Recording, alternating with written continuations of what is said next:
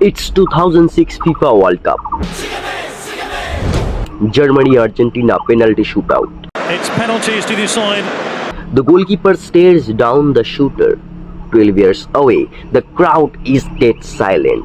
He has a split second, maybe less, to decide dive left, dive right, or stay in the middle. Studies analyzing thousands of penalty kicks found that the ball goes to the center of the goal about 29% of the time. And goalkeepers who stay in the center have a significantly higher save rate. So why do almost all goalkeepers dive to the side?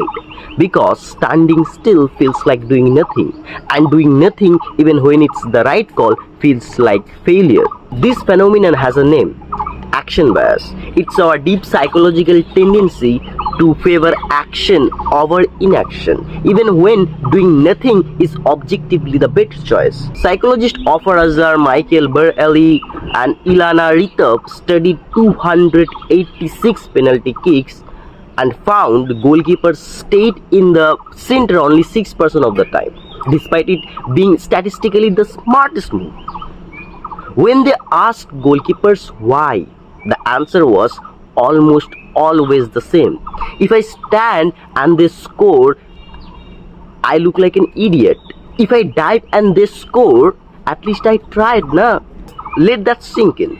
These are elite athletes paid millions whose entire job depends on stopping goals, and they are making suboptimal decisions because of how it looks. But here's the uncomfortable truth: you do this too, so do I, every single day. Let me tell about a guy. Let's call him Rick. Rick is smart, disciplined. He reads financial books, follows the markets, does his research. In 2020, he puts his money into a diversified index fund and watches it grow. Life is chill. Then the market dips. Not a crash, just noise. A bad jobs report, some geopolitical tension, the usual fog actually. Rick watches his portfolio turn red and he feels it, that tightening in the chest, the urge to do something. So he sells, shift to cash, tells himself he will buy back in at the bottom. He misses recovery, buys back in higher than he sold. And by the end of the year, his returns are half of what they would have been if he would just sat there. Rick wasn't dumb, he was human.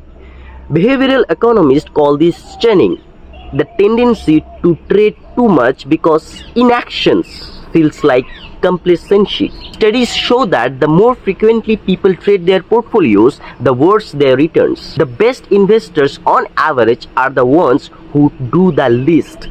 And yet the market for financial advice, trading apps, and hot stock newsletters is worth billion, because action feels productive, action feels safe, even when it destroys value. Now, I don't want to oversimplify this. Action bias isn't always wrong. There is a reason it exists. For most of human history, hesitation got you killed. A predator is coming. You don't stop to analyze, you run, you act. Your ancestors who paused to think things through, they didn't survive long enough to become your ancestors. So action bias is baked into our DNA. It's a feature. In high stakes, fast moving, low information environments, act first, think later often is the right call. The problem is we are no longer living in that world. In the modern world, most of the decisions that matter, financial, relational, professional, health, and split second, they're slow, they're complex, they reward patience and deliberate thought. Here is a simple framework. If you are in an immediate physical danger situation, like you are facing a tiger in front of you, action bias saves your life. If you are preparing for a job interview, action bias helps you to take action. Study, practice. This is completely right call, right? But market dips and you panic sell everything. Action bias destroys our returns. Small argument and you react immediately. Action bias turns a spark into a fire. Minor symptom, anxiety kicks in, you demand every possible test. Action bias leads to overtesting. Sometimes real harm. and an idea that's still forming, you judge it too soon and abandon it. Action bias kills it before it even get a chance. Notice the pattern? Action bias thrives when the cost of delay is high and the cost of error is low. It backfires when the cost of premature action is high and waiting would give you a better information. So if we know all this, why is it so hard to just not act? 3 reasons. 1. The illusion of control. When you do something, anything, your brain registers it as control. It soothes anxiety. Even if the action changes nothing, the feeling of taking charge relieves the discomfort of uncertainty. This is why people shake their game controller when their character is in danger. Controller has no effect in that moment, but it feels better than sitting still. Number 2, social performance. We live in a world that rewards visible effort. Hustle culture. I have been grinding 18 hours days. Busyness as status. When you act, people see you working. When you wait, people see nothing, even if the waiting is the strategic and wise. Managers get nervous when employees aren't visibly busy. Leaders who do nothing during a crisis get criticized, even when doing nothing is the strategy. Number 3, asymmetric regret. Here is a strange quirk of human psychology.